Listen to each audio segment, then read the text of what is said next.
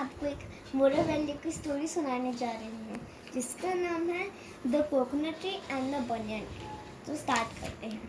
एक बार की बात है, एक घने जंगल में दो पेड़ एक साथ लगाए गए थे।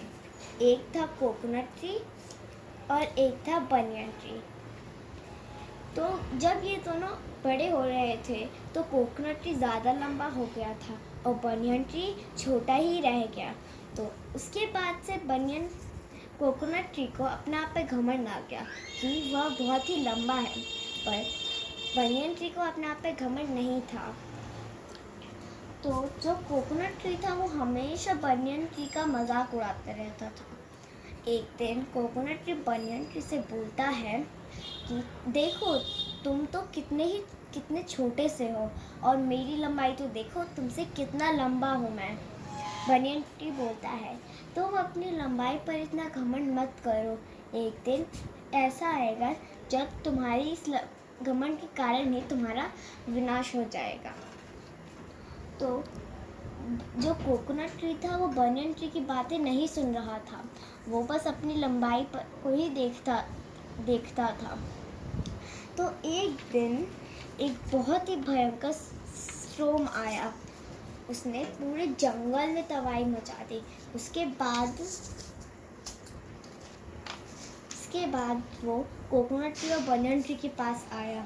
तो इसके कारण कोकोनट ट्री जो था वो बहुत ही पतला था और लंबा सा था, इसलिए कोकोनट ट्री के दो हिस्से हो गए।